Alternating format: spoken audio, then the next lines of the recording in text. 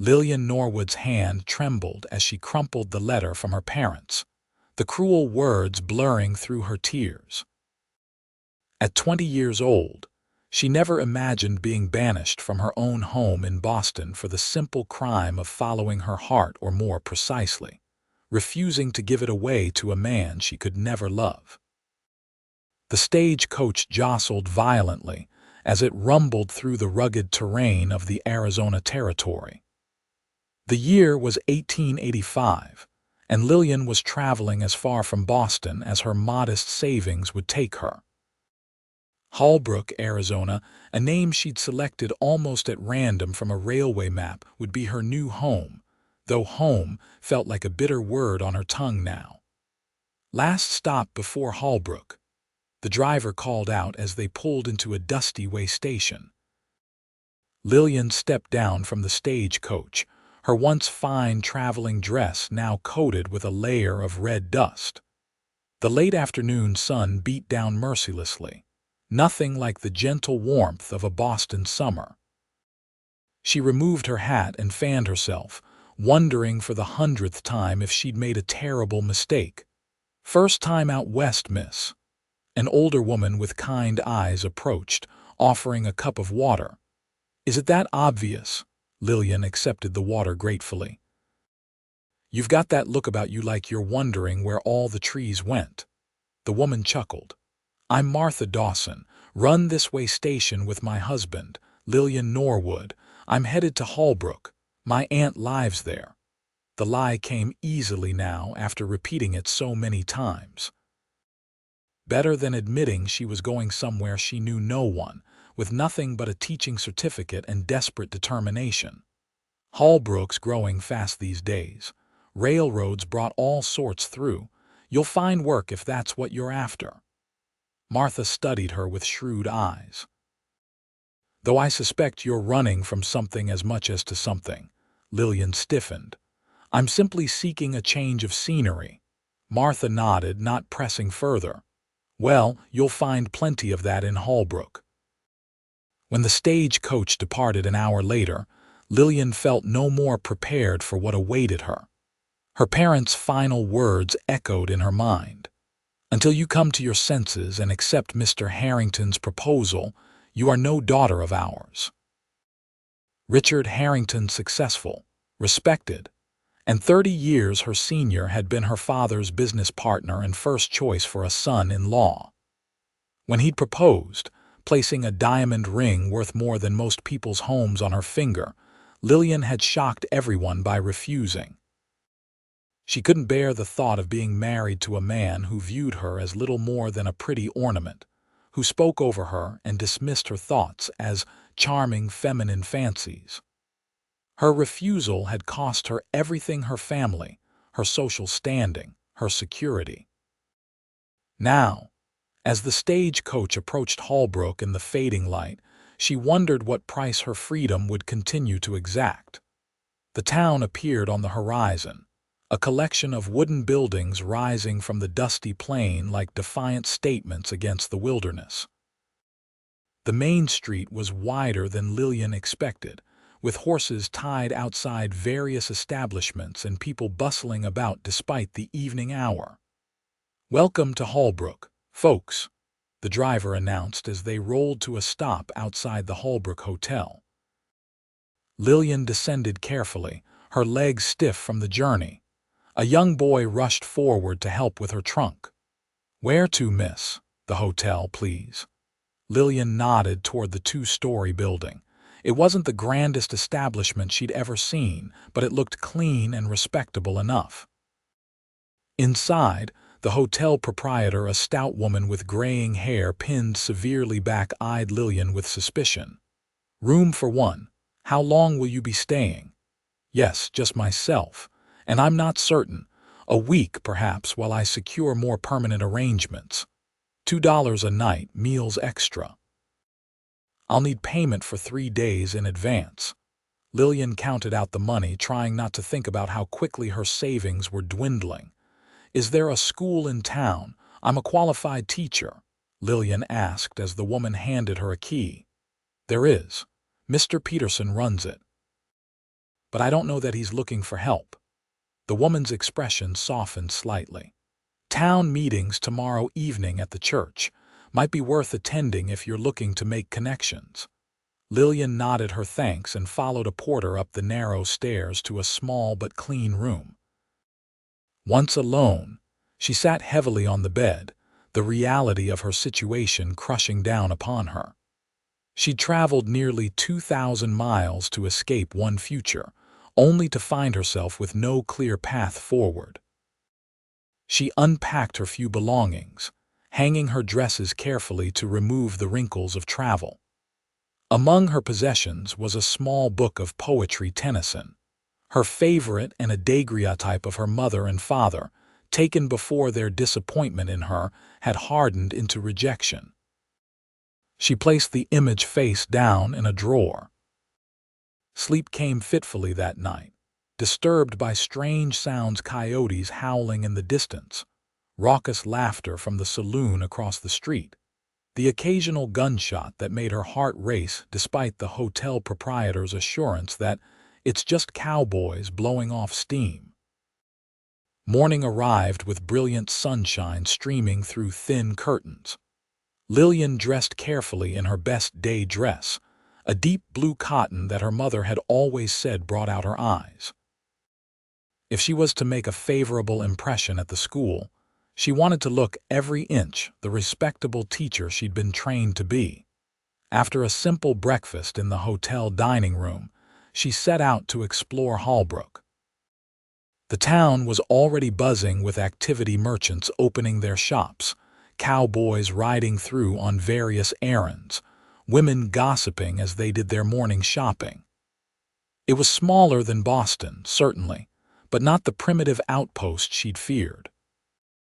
The schoolhouse stood at the edge of town, a simple white clapboard building with a bell tower. Classes were in session, judging by the children's voices reciting multiplication tables that drifted through the open windows. Lillian hesitated, then straightened her shoulders and knocked on the door. After a moment, it opened to reveal a balding man of perhaps 50, with spectacles perched on the end of his nose. "May I help you?" he asked, looking harried. "Mr. Peterson, my name is Lillian Norwood. I've recently arrived in town and I'm a certified teacher. I wondered if perhaps you might need an assistant." His expression moved from distracted to interested. "Miss Norwood, is it? I must say, your timing is providential. Please come in." The children, about 20 of them, ranging from what looked like 6 to 16 years of age, stared curiously as she entered. "Class, continue with your arithmetic. I need to speak with this lady." In a corner of the room, Mr. Peterson explained that his wife, who had helped with the younger children, had fallen ill the previous month. "Consumption," he said quietly. "She's gone to stay with her sister in a drier climate. I've been managing alone, but it's been difficult. The town's growing, and so is the school." "Where did you say you were from?" "Boston," Lillian replied. "I taught at a private girls' academy there." "And what brings you to Holbrook? We don't get many educated Eastern women passing through, let alone staying." Lillian had prepared for this question. "My parents passed away," she lied smoothly. "I had no reason to stay, and I've always been fascinated by the West." He nodded, seeming to accept this. "Well, Miss Norwood, I can offer you a position as my assistant. The pay isn't much, $30 a month, plus room and board at Mrs. Wilson's boarding house. She takes in respectable single ladies." It was less than half what she'd earned in Boston, but Lillian nodded gratefully. "That would be acceptable. When would you like me to start?" "Can you begin tomorrow? I can show you our curriculum this afternoon after classes." Just like that, Lillian had secured employment. It wasn't the life she'd envisioned for herself, but it was a foundation upon which to build something new. The boarding house proved to be a pleasant surprise. Mrs. Wilson, a widow in her 60s, maintained a tidy home with strict rules but genuine warmth. Lillian would share a room with the only other boarder, a young woman named Clara who worked at the town's dress shop. "You'll find Holbrook has its rough edges," Mrs. Wilson warned as she showed Lillian around. "But there's good people here too. Church on Sundays is practically mandatory if you want to be accepted. And I'd advise staying clear of the north end of town after dark. That's where the saloons and such are." Lillian assured her that she had no interest in venturing near saloons, day or night. That evening, she attended the town meeting as the hotel proprietor had suggested. The small church was filled with Holbrook citizens, shopkeepers, ranchers, and their families. Lillian sat quietly in a back pew, observing. The meeting was led by Mayor Thompson, a portly man with an impressive mustache. Various town matters were discussed: the need for a proper jail, complaints about loose cattle wandering into gardens, funding for a new well. "And I believe we have a new resident to welcome," the mayor said suddenly, gesturing toward Lillian. "Miss Norwood, would you stand and introduce yourself?" Caught off guard, Lillian rose shakily. All eyes turned to her. "Good evening. I'm Lillian Norwood, recently of Boston. I'll be assisting Mr. Peterson at the school." She managed a small smile. "I look forward to becoming part of your community." A murmur of welcome rippled through the crowd, though Lillian noticed a few women exchanging whispers behind gloved hands. She was used to being the subject of gossip. She'd endured plenty in Boston after rejecting Richard Harrington, but it still stung. After the meeting, several people approached to introduce themselves. Among them was a tall, broad-shouldered man in his early 30s, whose weather-beaten face suggested a life spent outdoors. "Miss Norwood," he said, removing his hat to reveal sandy brown hair. "Samuel Quinn. I own the Cross Q Ranch outside town. Welcome to Holbrook." His handshake was firm, his blue eyes direct. There was nothing particularly remarkable about him, yet Lillian found herself noticing small details: the tiny scar bisecting his right eyebrow, the way one corner of his mouth lifted slightly higher than the other when he smiled. "Thank you, Mr. Quinn.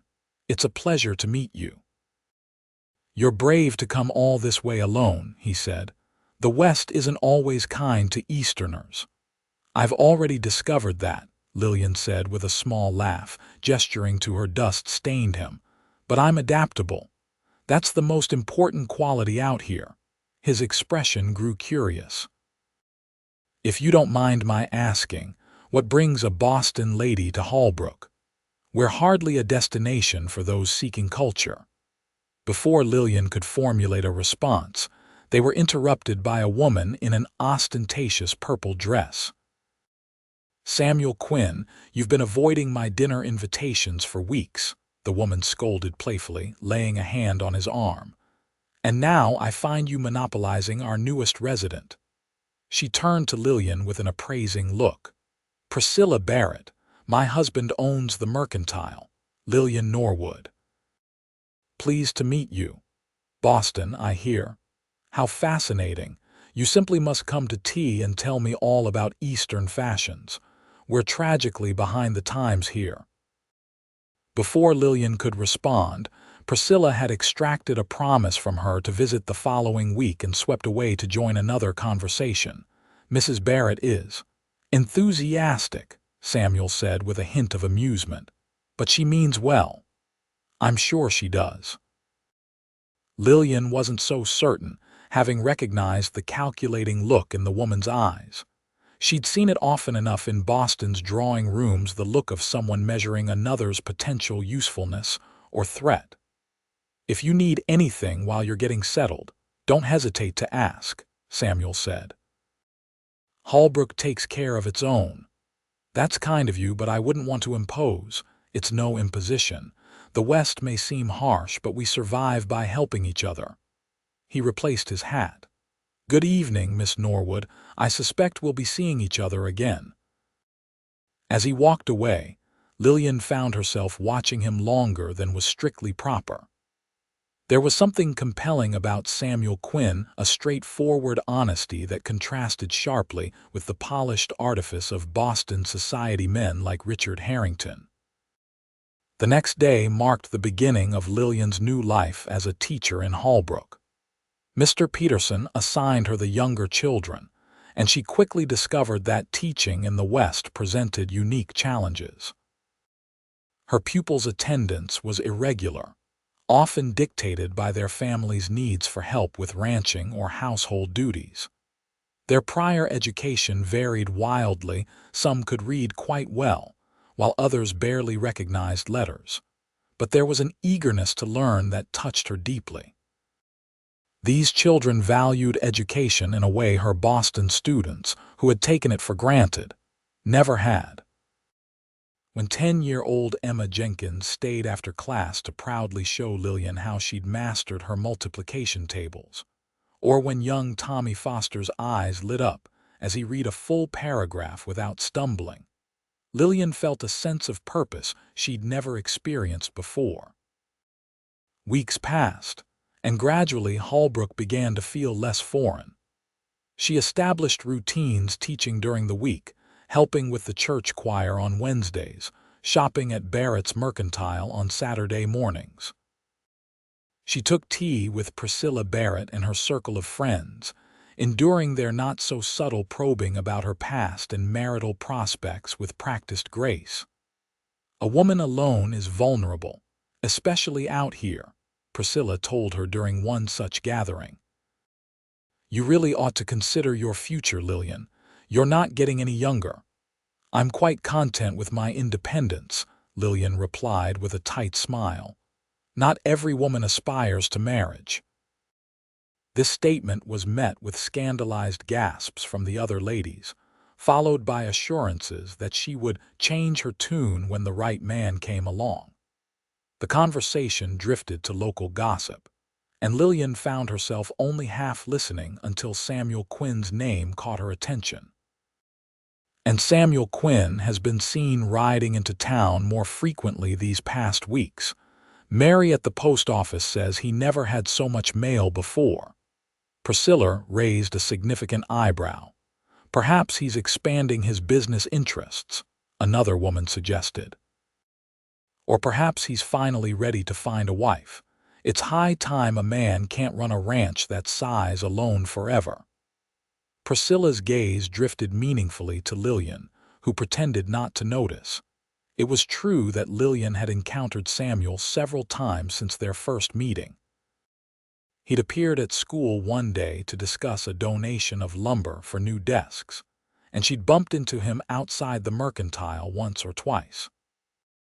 Their conversations had been brief but pleasant, and each time, Lillian had been left with the peculiar feeling that she'd known him far longer than the few weeks she'd been in Holbrook. One October afternoon, as Lillian was walking home from school, a sudden commotion erupted further down the street.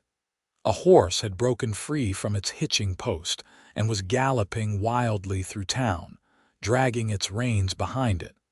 People scattered to avoid the panicked animal. Lillian froze, uncertain which way to move. The horse veered toward her, its eyes rolling in terror. Just as she was certain she would be trampled, strong arms encircled her waist, pulling her out of the animal's path and into the narrow space between two buildings. Heart pounding, she looked up to find herself pressed against Samuel Quinn's chest. He still held her protectively, their faces inches apart. "Are you all right?" he asked, his voice low with concern. "Yes," she managed, suddenly acutely aware of his closeness, the warmth of his hands at her waist. "Thank you, I couldn't seem to move. Fear does that sometimes." He stepped back slightly, though the narrow alley kept them close. "You're shaking." "It's nothing, just the shock." Samuel frowned, his blue eyes studying her face. "Let me walk you home, you've had quite a scare." "That's not necessary, I insist." Outside the alley, several men had managed to calm and capture the runaway horse. The excitement over, townspeople returned to their business, though Lillian noticed several curious glances directed their way as she and Samuel emerged. "People will talk," she murmured as they began walking toward Mrs. Wilson's boarding house. "People always talk in small towns." "Does that bother you?" Lillian considered this. In Boston, a young woman's reputation could be irreparably damaged by far less than being seen in close conversation with a single man. But Holbrook operated under different rules. "Not as much as it perhaps should," she admitted. "I've found there's a certain freedom in being away from where I was raised." "The West has a way of stripping away pretenses," Samuel agreed. "Out here, you're judged more by what you do than who your family is or what social circles you move in." They walked in comfortable silence for a moment before Samuel spoke again. "I've been meaning to ask you, the school's harvest celebration is coming up, isn't it? The one where the children put on a performance." "Yes, next Friday evening. Mr. Peterson and I have been rehearsing the children for a recitation of Longfellow and some songs.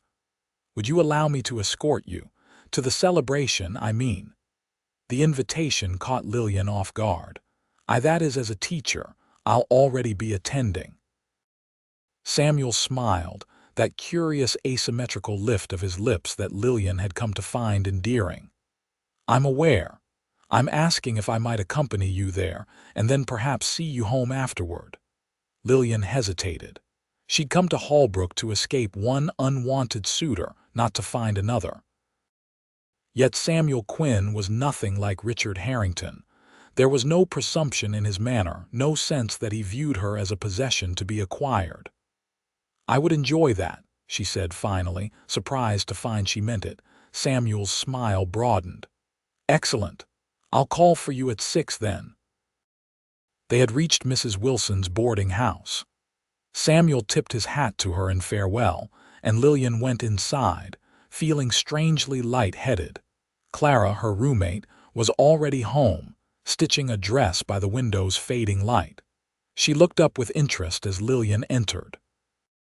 "I saw you walking with Samuel Quinn," she said without preamble.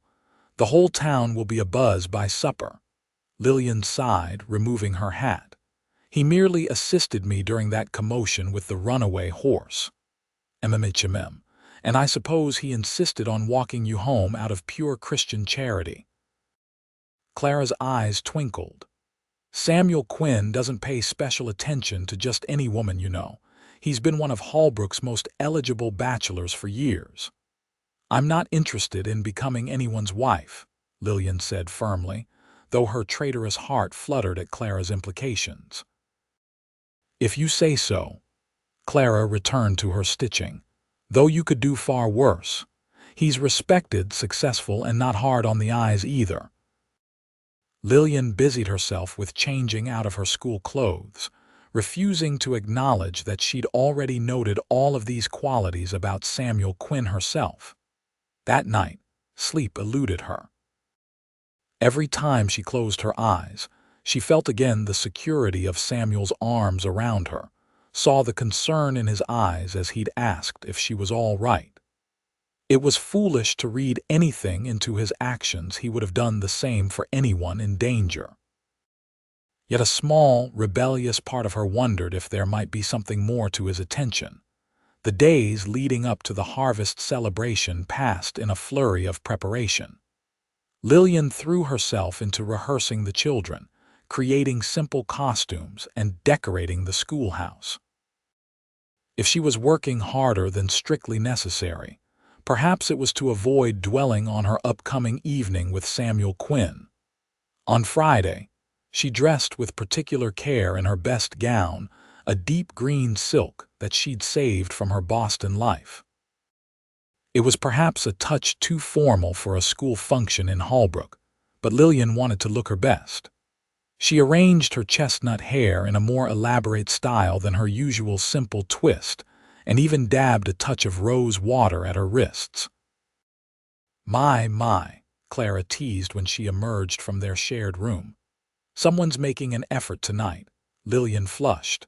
"It's an important event for the school." "Of course it is," Clara agreed with a knowing smile. "And I'm sure Samuel Quinn won't notice how lovely you look at all." Samuel arrived precisely at 6, looking handsome in a well-tailored suit that was clearly reserved for special occasions. His eyes widened appreciably when Lillian appeared, and the genuine admiration in his gaze sent a warm flush to her cheeks. "Miss Norwood, you look—" He seemed momentarily at a loss for words. "Absolutely beautiful," he finished simply. "Thank you, Mr. Quinn. You're very kind." Mrs. Wilson hovered nearby, ostensibly straightening a picture frame but clearly monitoring their interaction. Lillian had endured a lengthy lecture that morning about proper behavior and the importance of maintaining her reputation. The harvest celebration was a success by any measure. The schoolhouse overflowed with parents, siblings, and community members. The children performed admirably, and Lillian found herself blinking back unexpected tears during their final song, a sweet rendition of America that the youngest students had worked so hard to perfect. Throughout the evening, she was conscious of Samuel's presence. He stayed close without being obvious about it, helping with small tasks, engaging parents in conversation, charming the children. Several times, she caught his gaze across the room, and each time he offered that small, crooked smile that seemed meant only for her. When the celebration concluded and the last family had departed, Lillian found herself alone with Samuel as she locked the schoolhouse door. Mr. Peterson had already left, having been invited to dinner by the mayor's family. "Your students did wonderfully," Samuel said as they began walking toward Mrs. Wilson's. The night was clear and cool, stars blazing overhead in a way Lillian had never seen in Boston. "You've accomplished a great deal in a short time here." "They're eager to learn," Lillian replied. "It makes teaching them a joy. You've settled well in Holbrook. When you first arrived, I wondered if you might find our town too primitive after Boston." "I admit I had concerns," Lillian laughed softly, "but I've found there's a directness to life here that's refreshing. In Boston, everything is layers upon layers of propriety and hidden meanings." "And what brought you here, really?" Samuel asked quietly. "If you don't mind my asking again, I've never quite believed your story about simply wanting adventure." Lillian's step slowed. No one in Holbrook had pressed her for details about her past, seeming content with her vague explanations. But something about Samuel's gentle inquiry made her want to be honest. "I was sent away," she admitted finally.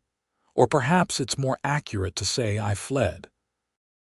My parents arranged a marriage for me to a man I couldn't respect, let alone love. When I refused his proposal, they gave me an ultimatum: accept him or be disowned. And you chose to be disowned rather than marry against your wishes." "Yes." The single word held all the pain and uncertainty of the past months. Samuel was silent for a moment, then said, "You were right to refuse." The simple validation of her choice, spoken without judgment or pity, loosened something in Lillian's chest. "My father disagreed vehemently. He said I was throwing away security and position for foolish, romantic notions." "There's nothing foolish about wanting to choose your own path." Samuel's voice was firm. "It took courage to leave everything familiar behind." "Or desperation," Lillian countered. "Perhaps both." They had reached Mrs. Wilson's gate, but neither moved to open it. "May I ask who this man was? The one you refused?" "Richard Harrington. My father's business partner, wealthy, respected, and 30 years older than me." Lillian wrapped her arms around herself, suddenly chilled despite the mild evening. "He viewed me as an acquisition, not a partner. When he proposed, he spoke at length about how I would enhance his social standing and provide him with heirs, but not once did he mention affection or compatibility." Samuel's expression darkened. Then he was a fool as well as presumptuous. The vehemence in his tone surprised her. He was considered quite a catch in Boston society. Any man who sees a woman as merely an ornament or a means to an end doesn't deserve her, no matter his wealth or standing. Samuel stepped closer, his gaze intense. You deserve someone who values your mind, your spirit, someone who sees you as an equal, not a possession. The conviction in his words warmed Lillian more than any declaration of admiration might have. That's a progressive view for a rancher in the Arizona Territory, she observed, attempting to lighten the suddenly charged atmosphere between them. Maybe I've just seen enough of life to know what matters. His expression softened. Thank you for sharing your story with me, Lillian. I'm honored by your trust. The use of her given name sent a small thrill through her. Thank you for not judging me harshly. Many would say I was foolish to give up security for an uncertain future.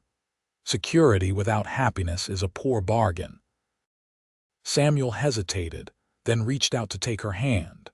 His touch was warm, his calloused palm evidence of a life of physical work. I'd like to see you again, Lillian, not at a school function or by chance in town, but properly. Would you do me the honor of joining me for dinner next Saturday? At my ranch. The invitation was significantly more formal than their previous interactions, with clear intent behind it. Lillian knew she should consider carefully, remind herself of her resolution to remain independent. Instead, she found herself nodding. I would like that very much. Samuel's smile could have lit the night. I'll come for you at noon. The ride isn't long, but I'd like to show you some of the country on the way. As he bid her good night, he lifted her hand to his lips in a gesture that belonged more to a Boston drawing room than a Holbrook street. The brush of his mouth against her skin sent a cascade of sensation up Lillian's arm. Until Saturday, then, he murmured, releasing her hand slowly. Until Saturday, she echoed, and hurried inside before she could do something truly improper like ask him to kiss her properly, right there at Mrs. Wilson's gate. Clara was waiting up, clearly bursting with curiosity. Well, how was your evening with the dashing Mr. Quinn? It was lovely. Lillian began removing the pins from her hair, trying to appear nonchalant. The children performed wonderfully. I don't care about the children's performance, Clara said impatiently. What did Samuel Quinn have to say? Did he make his intentions clear? He invited me to dinner at his ranch next Saturday, Lillian admitted, unable to keep a small smile from her lips. Clara clapped her hands together. I knew it. He's courting you, Lillian. Samuel Quinn doesn't invite single women to his ranch for casual visits. It's merely dinner, Lillian protested weakly, though her racing heart suggested she didn't quite believe this herself. Of course it is, Clara smirked. And I'm Queen Victoria. Mark my words, half the women in town will be green with envy when word gets out. Lillian changed into her nightgown, trying to temper the flutter of excitement in her stomach. She'd come to Holbrook to escape an unwanted suitor, not to find another. Yet there was nothing unwanted about Samuel Quinn's attention.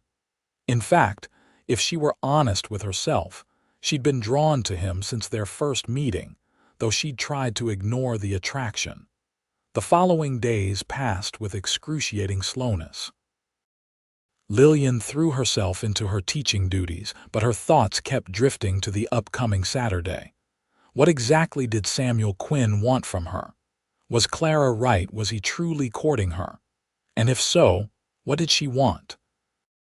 These questions occupied her mind as she supervised the children at recess on Thursday, watching them play a spirited game of tag in the schoolyard.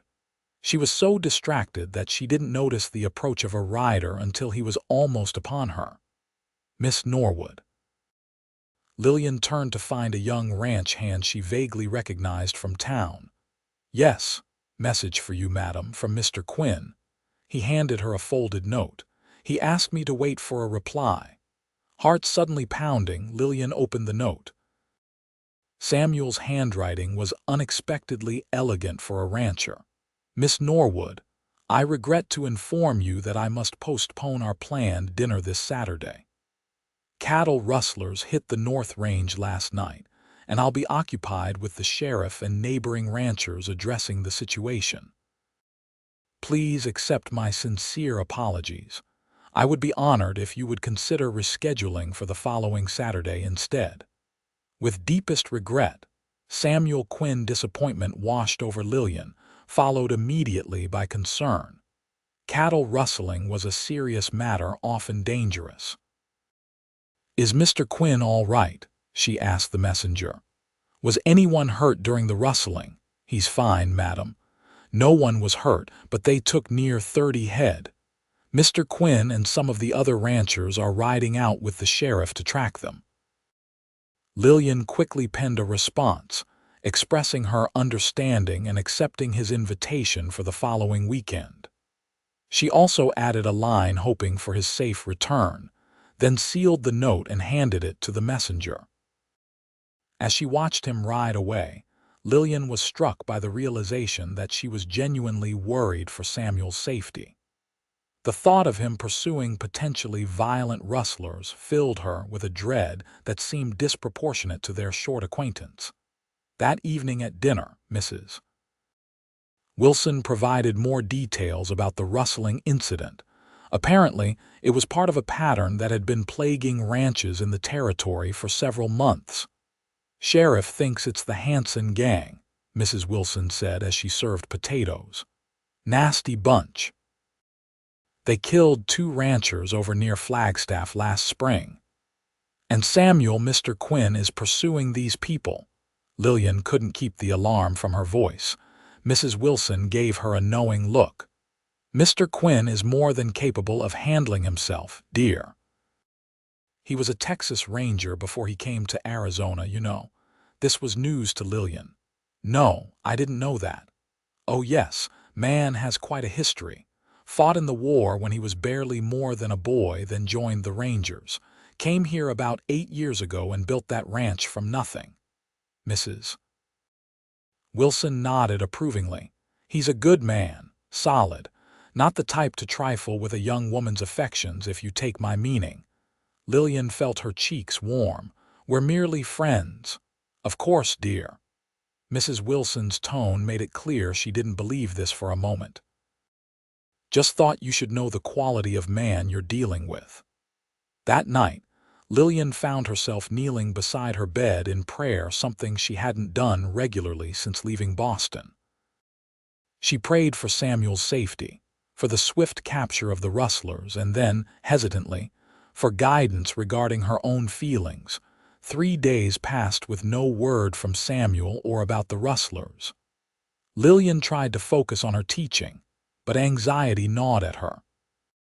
Finally, on Sunday after church, she spotted a group of riders entering town.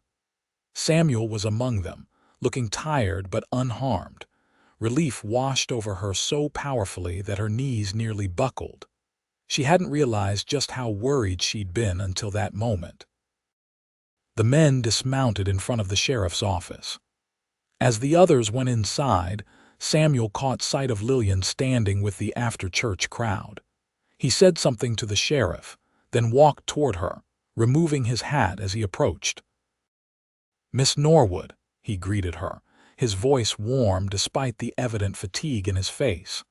A several days' growth of beard shadowed his jaw, and dust covered his clothing. "Mr. Quinn, I'm glad to see you've returned safely."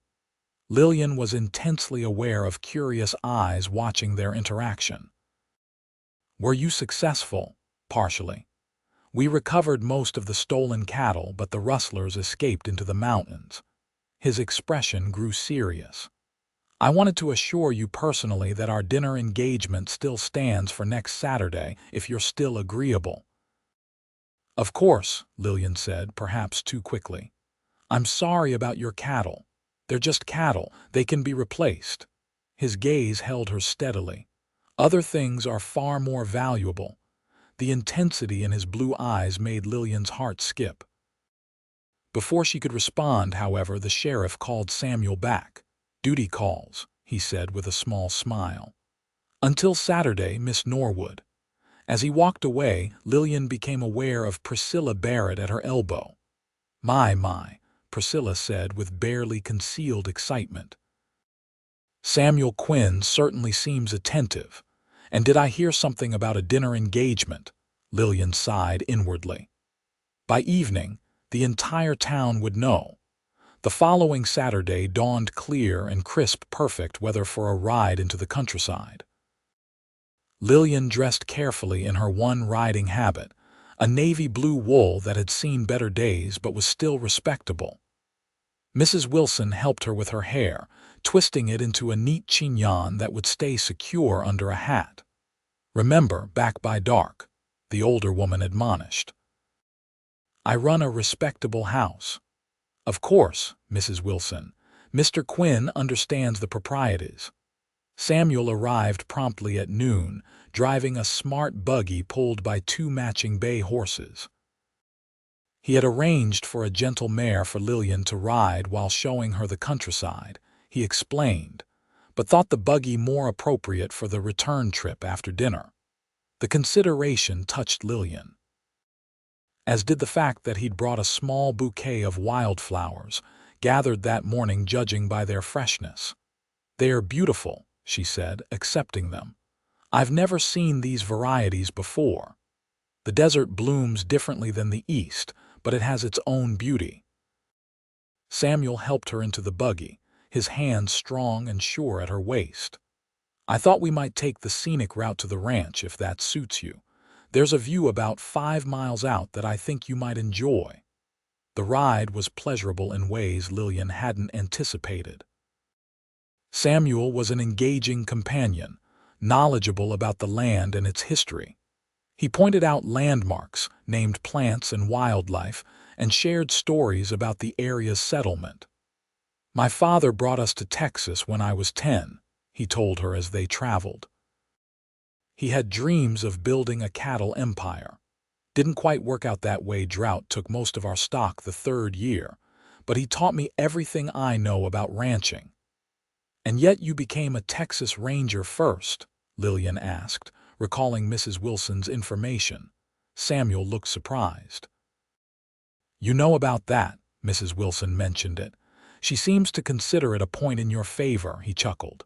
"Mrs. Wilson would. She appreciates law and order." His expression grew more serious. "Yes, I was a ranger for 5 years after the war, saw things during that time that.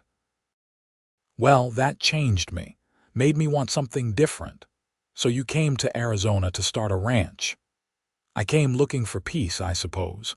A place to build something that adds to the world instead of just hunting down those who take from it." The quiet regret in his voice touched Lillian. She sensed there were darker stories behind his time as a ranger than he was sharing, but she didn't press. Everyone had parts of their past they preferred not to discuss. She understood that better than most. They stopped at the viewpoint Samuel had mentioned, a rocky outcrop overlooking a sweeping valley. The landscape was unlike anything Lillian had ever seen, stark, dramatic, with sculpted red rocks and distant purple mountains. "It's breathtaking," she said honestly. "So different from the green hills I grew up with, but beautiful in its own right." "That's what I thought the first time I saw it," Samuel agreed. "Made me realize beauty comes in more forms than we're taught to recognize." His gaze shifted from the vista to her face, and Lillian felt a warmth that had nothing to do with the afternoon sun. There was admiration in his eyes, yes, but also something deeper, a respect that Richard Harrington had never shown her. The Cross Q Ranch came into view a short time later, a sprawling property with a substantial main house, bunkhouse, barn, and various outbuildings. Fields of hay stretched in one direction, while cattle grazed in fenced pastures in another. Everything spoke of careful planning and prosperity built through hard work. "It's impressive," Lillian said as they approached. "You've accomplished a great deal in 8 years." "It's still a work in progress," Samuel replied, though she could hear the pride in his voice. "But it's home." A young Mexican woman named Rosa greeted them at the house. She was the cook and housekeeper, Samuel explained, living on the property with her husband Miguel, who served as his foreman. The house itself was surprisingly comfortable, solidly built, with simple but quality furnishings. It lacked the ostentatious decorations of Eastern homes, but felt welcoming and lived in. "Would you like a tour?" Samuel asked after they'd refreshed themselves with lemonade that Rosa had prepared. The tour revealed a home that reflected its owner, practical, unpretentious, but with unexpected touches of refinement. The library particularly surprised Lillian. Floor-to-ceiling shelves housed hundreds of volumes, from practical manuals on animal husbandry and agriculture to classic literature and poetry. "You're an avid reader," she observed, running her fingers along the spine of a well-worn copy of Shakespeare's sonnets. "Books were scarce when I was growing up," Samuel explained. "My mother had a few precious volumes she'd brought from back east, Dickens, Shakespeare, the Bible, of course. She taught me to read from them, instilled a love of words." A wistful smile crossed his face. "She always said education was the one thing that couldn't be taken from you." "She sounds like a wise woman." "She was. She would have liked you, I think." The simple statement, offered without artifice, touched Lillian deeply. "I wish I could have met her." Dinner was served in a comfortable dining room with windows overlooking the ranch. Rosa had prepared an impressive meal: roast beef, potatoes, fresh vegetables from the ranch's garden, and an apple pie that rivaled any Lillian had tasted in Boston. Their conversation flowed easily, moving from books they'd both enjoyed to their respective childhoods, to current events and local matters. Samuel spoke about his plans for the ranch, breeding better stock, expanding his operation, while Lillian shared her hopes for the school and her students. As they lingered over coffee, Samuel asked, "Do you miss Boston?" Lillian considered the question carefully. "I miss certain aspects: the libraries, the concerts, some dear friends, but I don't miss the constraints, the constant awareness of social judgment." She smiled ruefully. "In Boston, having this dinner with you, unchaperoned, would have ruined my reputation irreparably. And here it will certainly cause gossip, but of a different nature. In Holbrook, people seem more concerned with character than with rigid social protocols." Samuel nodded. "That's generally true, though small towns have their own forms of judgment. I hope our friendship hasn't caused you difficulty." The slight hesitation before friendship hung in the air between them. Lillian gathered her courage. "If you're asking whether Mrs. Wilson or my colleagues at school have objected to my association with you, the answer is no. Quite the opposite, in fact. You appear to be universally respected in Holbrook." "I wasn't asking about my reputation," Samuel said quietly. "I was asking about yours." "My reputation is my own concern, Mr. Quinn." "Samuel," he corrected.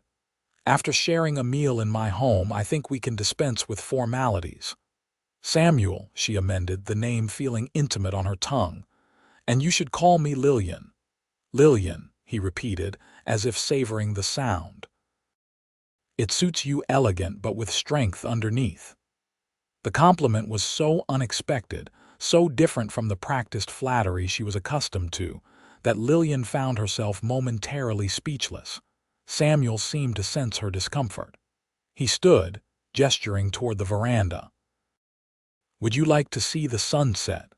The view from the porch is quite spectacular." Outside, the sky was ablaze with color: brilliant oranges and pinks fading to deep purple on the horizon. They stood side by side, watching in companionable silence as the sun sank behind distant mountains. "I never tire of this," Samuel said softly. "No two sunsets are ever quite the same." "It's magnificent," Lillian agreed. "In Boston, buildings block most of the horizon. I'd forgotten how vast the sky can be." A cool breeze raised goosebumps on her arms, and without comment, Samuel removed his jacket and draped it around her shoulders. The garment was warm from his body, carrying his scent-clean linen, a hint of shaving soap, and something uniquely him. "Thank you," she murmured, drawing the jacket closer. "Lillian." Something in Samuel's voice made her turn to face him. His expression was serious, his blue eyes intent. "I need to be direct with you. It's not my way to speak in circles or leave intentions unclear."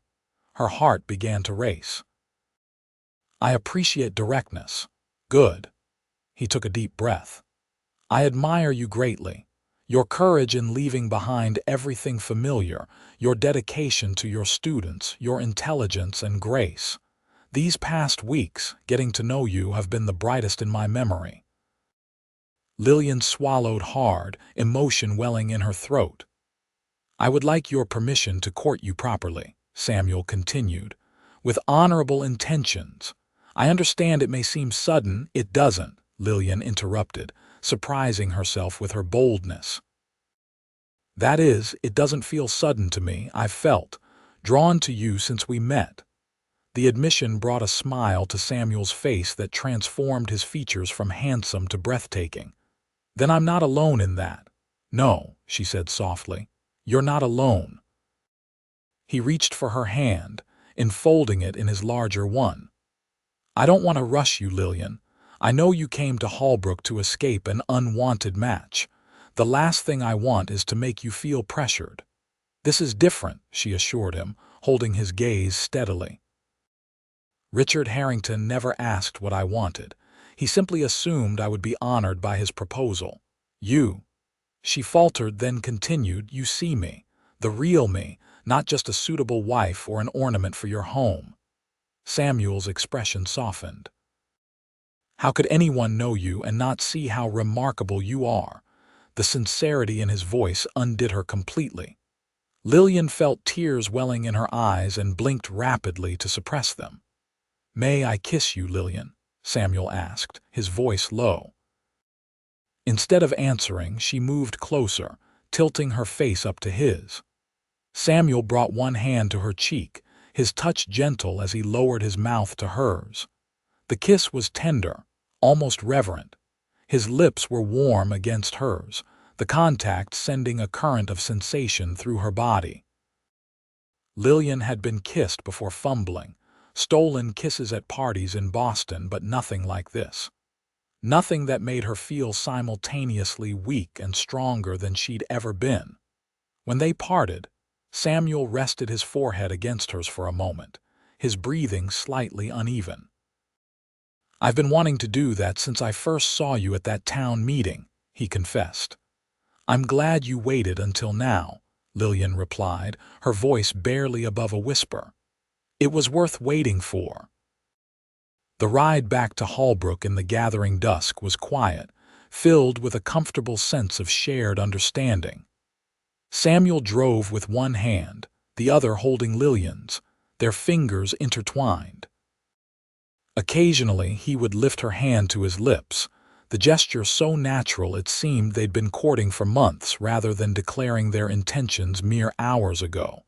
At Mrs. Wilson's gate, Samuel helped Lillian down from the buggy. "May I call on you tomorrow, after church? I'd like that." Lillian was reluctant to say goodnight to break the spell of the evening. "Then I'll see you in church and afterward." He kissed her again, briefly but with unmistakable promise. "Good night, Lillian." "Good night, Samuel." Inside, Lillian found Clara waiting eagerly for details. For once, Lillian didn't mind sharing. Her happiness was too great to contain, too bright not to overflow into words. "You're in love with him," Clara declared after listening to Lillian's account of the evening. "It's too soon for that," Lillian protested, though her heart disagreed. "Nonsense. Sometimes it happens quickly. My parents knew after 2 meetings that they were meant for each other, and they've been happily married for 30 years. Lillian couldn't argue with that. There was something between her and Samuel that defied conventional timelines or recognition, a resonance that felt like coming home. The following weeks established a pattern. Samuel called on Lillian every Sunday after church and Wednesday evening. They attended community functions together, rode out to the ranch on Saturdays, and exchanged notes during the week when Samuel's ranch duties kept him away from town. Holbrook society quickly accepted them as a couple. Even Priscilla Barrett, who had initially seemed disappointed that Samuel had chosen the Eastern schoolteacher over local candidates, eventually conceded they seemed well matched. "He's different with you," she told Lillian during one of their tea gatherings. "More at ease." Samuel Quinn has always been respected in Holbrook, but he's kept himself somewhat apart. Until you. November brought colder weather and preparations for the school's Christmas program. Lillian was busy with rehearsals and lesson plans, while Samuel was occupied with winter preparations at the ranch. Their time together became more precious for its scarcity. During one Sunday visit, as they sat in Mrs. Wilson's parlor with the landlady strategically positioned within sight but conveniently hard of hearing, Samuel asked, "Will you write to your parents for Christmas?" The question caught Lillian off guard. She'd managed to avoid discussing her family in detail, though Samuel knew the broad strokes of her estrangement. "I hadn't planned to," she admitted. "Their last letter made it clear they didn't wish to hear from me until I was ready to apologize and accept Mr. Harrington's offer." Samuel frowned. "Is his offer still open then?" "I assume so. My father implied as much, that Mr. Harrington was being extraordinarily patient with my childish rebellion." A muscle worked in Samuel's jaw. "Do you ever regret your decision? To refuse him, I mean." "Never," Lillian said firmly. "Not for a single moment." The tension in his expression eased. "Good. Why do you ask about writing to my parents?" Samuel was silent for a moment, choosing his words carefully. "Family is important even when relations are strained. The holidays have a way of softening hearts. Perhaps they've had time to reconsider their position." "I doubt it. My father is not a man who admits error easily." "Still," Samuel persisted, "they're your parents. Whatever their faults, I suspect they love you in their way." Lillian considered his words. "Perhaps I'll send a brief note, not an apology, but an olive branch of sorts." Samuel's smile was warm with approval. "That seems wise. Would you tell them about your life here, about us?" The question held more significance than its simple wording suggested. Lillian understood he was asking, in his indirect way, how she viewed their relationship as a passing dalliance or something with a future. "Yes," she said softly, "I would tell them about you, about how happy I am here." His hand found hers, squeezing gently. "I want you to be happy, Lillian. Always." The school's Christmas program was scheduled for December 18th, the last day of classes before the holiday break. Lillian had worked tirelessly with the children, practicing recitations, songs, and even a simple nativity play. The entire town was expected to attend, an opportunity for parents to see their children's progress, and for the community to come together in celebration. On the morning of the program, Samuel arrived at the schoolhouse early, arms laden with evergreen boughs he'd brought from the mountains for decoration. He'd been invaluable in the preparations, building a simple stage, helping move benches, offering encouragement when Lillian's perfectionism threatened to overwhelm her. "It's going to be wonderful," he assured her as they arranged the greenery. "The children are well prepared, and everyone understands this isn't a professional theater production." Lillian laughed, some of her anxiety dissolving. "I know I've been obsessing over details. It's just I want everything to be perfect. This is my first Christmas program as a teacher here. It feels important." "It is important," Samuel agreed, "but it doesn't need to be flawless to be meaningful." He tucked a sprig of pine into her hair, his touch lingering. "You've given these children something special, Lillian. Not just knowledge, but confidence and joy in learning. That matters more than whether little Tommy remembers every line of his recitation." His words calmed her, as they so often did. In the months since they'd begun courting, Samuel had become her steadying force, the person who could ground her when anxiety threatened, who believed in her capabilities without reservation. The program itself exceeded even Lillian's hopeful expectations. The schoolhouse was packed to overflowing, with latecomers standing in the back. The children, nervous but excited, performed their pieces with only minor mishaps. When 6-year-old Sarah Jenkins forgot her line in "'Twas the Night Before Christmas," her older sister whispered it to her, and the audience's collective awe turned the moment from potential disaster to charming memory. Afterward, as parents congratulated their children and enjoyed the simple refreshments provided, Lillian found herself surrounded by well-wishers. Parents thanked her for her work with their children. Town leaders praised the program's quality, and even Mr. Peterson seemed impressed. "You've exceeded expectations, Miss Norwood," he told her, his usual reserved manner warming slightly. "The school board will be pleased." When the crowd finally thinned, Lillian began tidying up, despite Samuel's insistence that she should rest and celebrate her success. She was arranging leftover cookies on a plate for the children to take home when the schoolhouse door opened, admitting a blast of cold air and a stranger. The man who entered was expensively dressed, his wool coat and beaver hat marking him as an Easterner even before he opened his mouth. He stood in the doorway, surveying the schoolroom until his gaze landed on Lillian. Recognition and satisfaction crossed his features. Lillian. At last, the plate of cookies slipped from Lillian's suddenly numb fingers, shattering on the wooden floor. "Richard," she whispered, the blood draining from her face. Richard Harrington removed his hat, revealing thinning hair combed carefully to disguise its retreat. He was handsome in a conventional way, with the well-fed look of a successful businessman. But his eyes were cold as they assessed her, and his smile never reached them. "You've led me on quite a chase, my dear. Boston to Chicago to Denver and finally this frontier settlement." He glanced around the schoolroom with poorly concealed disdain.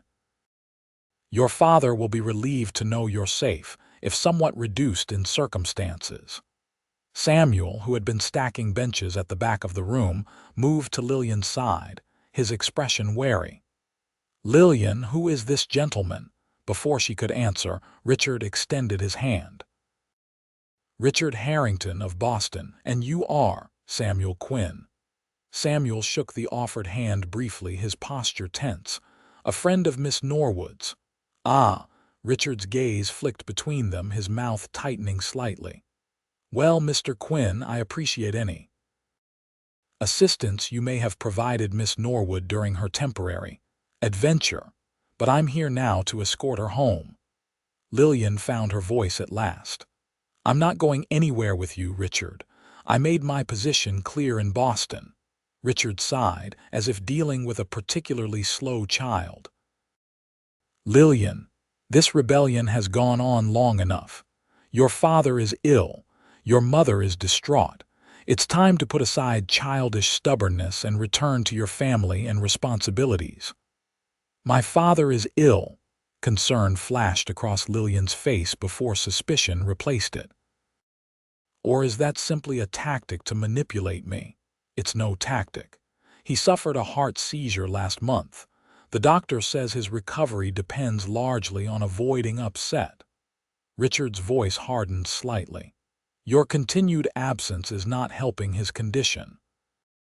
Guilt and doubt twisted in Lillian's stomach. She had never wanted to hurt her parents, despite their ultimatum. If her father truly was ill. Samuel placed a hand at the small of her back, a subtle gesture of support. "Mr. Harrington, It's been a long day, and Miss Norwood is understandably shocked by your sudden appearance. Perhaps this discussion would be better continued tomorrow, after everyone has rested." Richard's gaze narrowed at the protective gesture, but his voice remained civil. "A reasonable suggestion. I've taken a room at your hotel, Lillian. I'll call on you tomorrow morning. We can discuss arrangements for your return then." After he had departed, Lillian sank into a chair, trembling. "How did he find me?" she whispered, more to herself than to Samuel. Samuel knelt beside her chair, taking her cold hands in his. "Does it matter? The question is, what do you want to do now?" "I don't know." Tears welled in her eyes. "If my father is truly ill, I should at least. But I can't marry Richard, I won't." "No one can force you to marry anyone," Samuel said firmly. "Not even your parents. You don't understand, in Boston my father's influence is considerable, and Richard is accustomed to getting what he wants." Samuel's expression hardened. "This isn't Boston. Out here, a woman has the right to choose her own path." His conviction steadied her. Lillian took a deep breath, wiping away tears with the back of her hand. "You're right. I'm not the same person who left Boston. I won't be bullied or manipulated. That's my brave Lillian." Samuel's voice was tender. "Whatever you decide to do about your father's illness, know that I'm beside you. You don't face this alone." The simple declaration filled Lillian with a warmth that pushed back her fear. She had built a life here, a life with meaning, with connections, with the possibility of real love. She wouldn't surrender it easily, not even for family obligation. "Will you walk me home?" she asked. "I need time to think before I face Richard tomorrow." The following morning, Lillian received Richard at Mrs. Wilson's parlor. She had slept little, weighing options and responsibilities through the night. But with daylight had come clarity and resolve. Richard arrived punctually at 10, dressed as if for a Boston social call rather than a frontier town. Mrs. Wilson hovered nearby, clearly intrigued by the elegant stranger but maintaining a discreet distance. "You're looking well, Lillian," Richard began, taking the seat she indicated. "Country air seems to agree with you, though I must say, your hands." He gestured to the slight roughness that months of Western living had imparted to her once pampered skin. "I work with my hands now, Richard. Teaching involves more than sitting at a desk." Lillian kept her voice even. "Is my father truly ill?" "Yes. The doctor calls it nervous exhaustion complicated by heart weakness. Your mother writes to me regularly with updates on his condition." A pang of guilt struck Lillian, but she pushed it aside. "I'm sorry to hear that. I'll write to him immediately, expressing my concern and good wishes for his recovery." Richard frowned. "A letter isn't sufficient, Lillian. Your presence is required. Your absence has created talk in Boston society, speculation about your character and judgment that reflects poorly on your family. I'm no longer concerned with Boston society's opinion of me." "Perhaps not, but your parents are. Your father's business has suffered. Your mother is barely received in homes where she was once welcomed warmly." The calculated appeal to her guilt angered Lillian. "I refused a marriage proposal, Richard. I didn't commit a crime." "You embarrassed an influential man and defied your father's express wishes," Richard countered. "In our circles, that amounts to much the same thing." "Your circles, not mine, not anymore." Richard studied her, a new calculation in his eyes. "I see this. Experience has hardened you somewhat. Perhaps that's not entirely unfortunate. A man appreciates a wife with spirit, provided it's properly directed." The implication that he still considered her his future wife, despite everything, stunned Lillian. "Richard, let me be absolutely clear. I will not marry you. Not now, not ever. Don't be hasty." Richard leaned forward, his voice softening to the tone one might use with a skittish animal. "I'm prepared to be generous, Lillian. We'll consider this Western adventure a youthful indiscretion, never to be mentioned again. You'll be restored to your proper position in society, with all the comforts and privileges that entails. You're not listening to me. I don't want to be restored to that life. I've built something meaningful here, work that matters, connections with people who value me for myself, not for social standing or family connections. This schoolteacher fantasy may seem fulfilling now, but you were raised for greater things. And this Quinn fellow. Richard's lip curled slightly. Whatever temporary infatuation you may feel, he can't offer you the life you were born to. Anger flared in Lillian's chest. Samuel Quinn is worth 10 of you, Richard Harrington. He sees me, truly sees me, not as an ornament or a possession, but as a partner. Richard's expression hardened. I've been patient, Lillian, out of respect for your father and our long association. But my patience has limits. I'll remain in Holbrook for 3 days.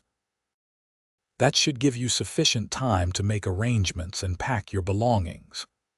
And if I refuse to return with you, then I'll be forced to inform your father that his only daughter prefers a common rancher and a life of frontier hardship to her family obligations. I doubt his heart could withstand such news. The naked threat shocked Lillian. You would deliberately endanger my father's health to force my compliance. I would simply be reporting facts. How he receives them is beyond my control. Richard rose, smoothing his already immaculate coat.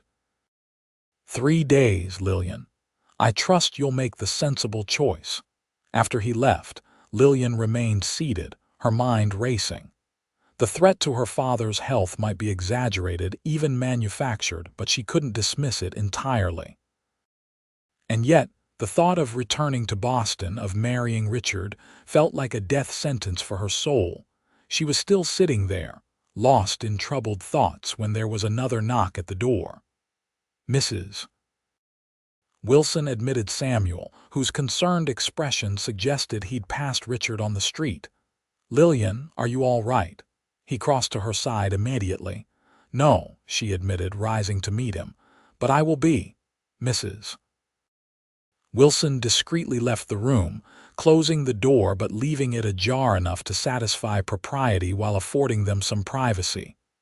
What did Harrington want? Samuel asked, though his expression suggested he already knew. To take me back to Boston. To marry me. Lillian's voice caught. He says my father is ill, that my absence is contributing to his condition. Samuel's jaw tightened. And do you believe him? I don't know, it's possible. My father has always been high-strung, easily angered. She moved to the window, staring out at Holbrook's Main Street without really seeing it. Richard has given me 3 days to decide. After that, he says he'll tell my father I've chosen a common rancher over family duty. Samuel was silent for a moment, then asked quietly, "And is that your choice, Lillian, to stay here?" With me, the vulnerability in his voice made her turn.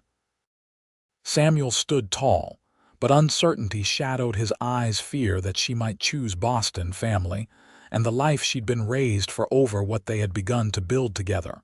Lillian crossed to him, taking his hands in hers. It is, if that's what you want too. The smile that transformed his face was answer enough, but Samuel put it into words anyway. I want nothing more in this world, Lillian, than to build a life with you. I've known it almost since the moment I met you. Relief and love washed through her. Then I'll tell Richard my decision. I won't be manipulated or threatened. We'll tell him together, Samuel said firmly. You don't have to face him alone. The next day, Lillian and Samuel called on Richard at the Holbrook Hotel. They found him in the small lobby, writing letters at a corner desk. His eyebrows rose at the sight of Samuel accompanying Lillian. "Mr. Harrington," Lillian began without preamble, "I've made my decision. I will not be returning to Boston with you." Richard set down his pen deliberately. "I see you've brought moral support. How charming." Samuel is here because we're together in this, as we are in all things. Lillian kept her voice steady. I'm sorry about my father's illness, and I'll write to him expressing my sincere hope for his recovery, but I won't be manipulated into a marriage I don't want. This is your final word. Richard's voice was dangerously soft. It is. Perhaps Mr. Quinn doesn't fully understand what he's taking on. Richard's gaze shifted to Samuel. Did she tell you she was practically engaged to me when she fled Boston? That she left without a word, embarrassing her family and damaging her father's business connections. Samuel's expression remained impassive. Lillian has told me everything I need to know. Has she told you about the scandal, the whispers that perhaps there was a more compromising reason for her sudden departure? Lillian gasped. That's a lie. You know there was never anything improper between us. I know that, and you know that, Richard agreed smoothly. But Boston society loves nothing more than speculation about a young woman's virtue, particularly one who disappears suddenly, without explanation. Samuel took a step forward, his posture tense. Mr. Harrington, I suggest you choose your next words very carefully. Richard's eyes narrowed, but he seemed to reconsider whatever he'd been about to say. After a moment, he gave a thin smile. I can see that reason won't prevail here. Very well, Lillian. I'll inform your parents of your decision. I cannot promise they'll be understanding. I'll write to them myself, Lillian replied. A full and honest explanation. I'm sure they'll find that most illuminating. Richard gathered his papers, his movements precise and controlled. I'll be leaving on tomorrow's eastbound train. I don't anticipate our paths crossing again. Nor do I, Lillian agreed. As they left the hotel, Lillian felt lighter than she had in months, as if a shadow she hadn't fully acknowledged had finally been lifted. Are you all right? Samuel asked as they walked down Holbrook's Main Street. Better than all right, Lillian assured him. For the first time I feel truly free, free to choose my own path. She squeezed his hand. My own happiness. Samuel's answering smile was tender. I have something to ask you, but this isn't the place.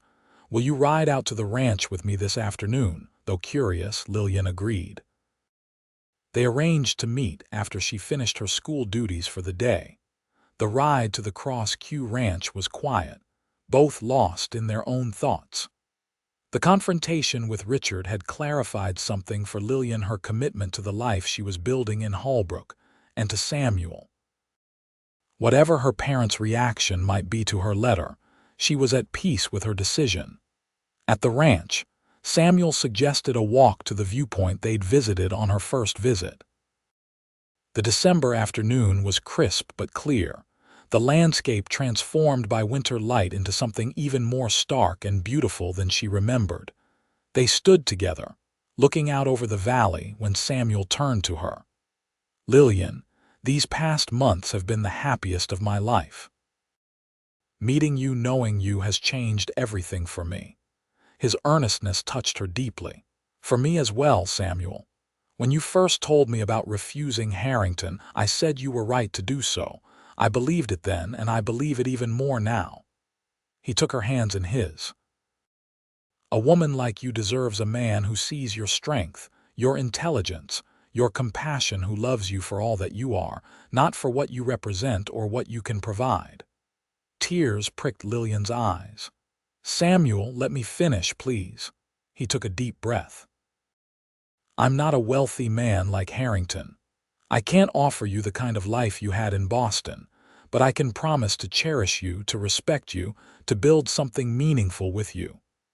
He reached into his pocket and withdrew a small box. Lillian Norwood, would you do me the honor of becoming my wife?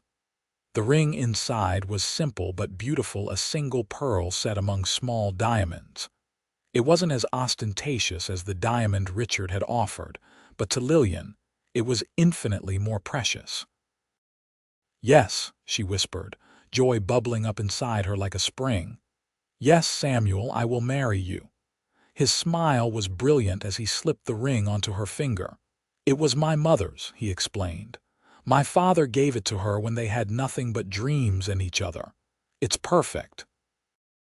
Lillian looked from the ring to his beloved face.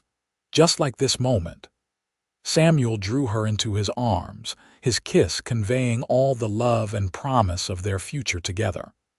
When they finally parted, Lillian rested her head against his chest, listening to the steady beat of his heart. "What will your parents say when they learn you're marrying a rancher instead of returning to Boston?" Samuel asked, his tone light but with an undercurrent of genuine concern. "They'll be shocked, initially," Lillian admitted. "Disappointed, perhaps. But in time, I hope they'll understand that I've found true happiness." She looked up at him. "And maybe someday they'll even come to meet the man who's won their daughter's heart." "I'd like that," Samuel said. "Families should be together, even when there have been disagreements." Lillian nodded, thinking of the letter she would write, not a defiant declaration of independence, but an honest sharing of her joy and her hopes for reconciliation. "When shall we be married?" she asked, suddenly eager to begin their life together. "As soon as you wish. Spring, perhaps. When the desert blooms." The image of wildflowers like the ones he'd brought her, of new beginnings amid the stark beauty of their shared home, filled Lillian with contentment. Spring would be perfect. They were married on the first Saturday in April 1886 in Holbrook's small church. The building overflowed with well-wishers, Lillian's students and their parents, Samuel's ranch hands, and what seemed like the entire town. Lillian wore a gown of ivory silk that Clara had helped her make, with lace at the collar and cuffs that Mrs. Wilson had contributed from her own wedding dress. Her bouquet was desert wildflowers, gathered that morning by Samuel's younger ranch hands. Mr. Peterson gave her away, an honor that had brought tears to the older teacher's eyes when she'd asked him. "You've become like a daughter to me," he'd admitted gruffly. To Lillian's surprise and profound joy, her parents had responded to her letter not with anger but with cautious acceptance. They hadn't been able to travel for the wedding, her father's health still too fragile for the journey, but they had sent a telegram of congratulations and a promise to visit when he was stronger. As she walked down the aisle toward Samuel, Lillian felt a completeness she hadn't known was possible. The path that had brought her to this moment, from Boston to Holbrook, from dutiful daughter to independent woman, had not been easy. But standing before the man she loved, surrounded by a community that had become her own, she knew every step had been necessary. "Dearly beloved," the minister began, his voice carrying through the hushed church, "we are gathered here today to join this man and this woman in holy matrimony." The words washed over Lillian as she gazed into Samuel's eyes, seeing there all the love and promise of their future. "I, Samuel, take thee, Lillian, to be my lawfully wedded wife," he vowed, his voice strong and clear. "To have and to hold from this day forward, for better, for worse, for richer, for poorer, in sickness and in health, to love and to cherish, till death do us part." When it was her turn, Lillian's voice didn't waver. "I, Lillian, take thee, Samuel, to be my lawfully wedded husband." As they exchanged rings, as the minister pronounced them man and wife, as Samuel's lips met hers in their first kiss as husband and wife, Lillian felt the rightness of it all, a sense of having arrived exactly where she was meant to be. The celebration afterward was joyous, a feast at the schoolhouse, with food contributed by half the town and music provided by local fiddle players. They danced until sunset, surrounded by friendship and goodwill. When they finally departed for the Cross Q Ranch, now Lillian's home, as well as Samuel's, the entire town turned out to see them off, showering them with rice and good wishes. "Happy, Mrs. Quinn?" Samuel asked as they drove away in the buggy decorated with ribbons and flowers by his ranch hands. "Completely, Mr. Quinn." Lillian leaned against his shoulder, watching Holbrook recede behind them as they headed toward their future. "I never imagined when I left Boston that I would find such happiness." "Sometimes the best journeys are the ones we don't plan," Samuel replied, pressing a kiss to her temple. "I'm grateful every day that you refused your first suitor." Lillian laughed, joy bubbling up within her. "So am I, my love, so am I. Life is Mrs. Samuel Quinn proved to be everything Lillian had hoped for and more. She continued teaching, riding to and from the school each day, while also learning to manage a ranch household. There were challenges. Arizona summers were brutal, winters sometimes harsh. The work was never ending, the responsibilities sometimes overwhelming. But there was joy in abundance in waking beside Samuel each morning, in the shared meals and conversations, in building something meaningful together. The ranch prospered under their combined efforts, Samuel's practical knowledge complemented by Lillian's organizational skills and education. A year after their wedding, Lillian's parents finally visited. Her father, recovered enough to travel but still frail, was initially reserved. But watching his daughter in her new life confident, purposeful, deeply loved gradually softened his judgment. "You were right to refuse Harrington," he admitted grudgingly on their last evening as they sat on the ranch house veranda watching the sunset. "He wouldn't have suited you as your Samuel does." The admission, so similar to Samuel's words when she'd first told him her story, brought tears to Lillian's eyes. "Thank you, Father. That means more than I can express." Her mother, who had been quieter throughout the visit, reached over to squeeze Lillian's hand. "We missed you terribly, but seeing you now, you found your place, your happiness. That's all we ever truly wanted for you." The reconciliation wasn't complete. There were still moments of tension, misunderstandings born of different values and expectations. But it was a beginning. A bridge being rebuilt between the life Lillian had left and the one she had chosen. In the spring of 1888, Lillian and Samuel welcomed their first child, a son they named James, after Samuel's father. Holding her infant son, looking into his tiny face with Samuel beside her, Lillian felt a completion to their joy, a new dimension to their shared life. "He's perfect," Samuel whispered, one finger gently stroking the baby's cheek, "just like his mother."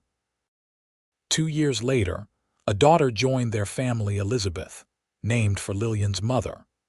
The children thrived in the freedom of ranch life, growing strong and curious under the Arizona sun.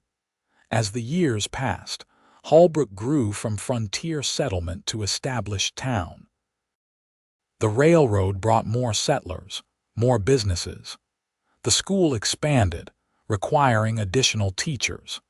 Lillian eventually became headmistress, implementing progressive educational ideas that drew attention from other communities. The Cross Q Ranch expanded as well, with Samuel's innovative breeding program producing cattle particularly suited to the harsh Arizona climate. They built a larger home as their family and prosperity grew, though they kept the original ranch house for sentimental reasons. Through it all, through challenges and triumphs, joys and sorrows, Lillian and Samuel's partnership only deepened. The love that had begun in those early days in Holbrook matured into something enduring and profound, a shared life built on mutual respect, understanding, and abiding affection.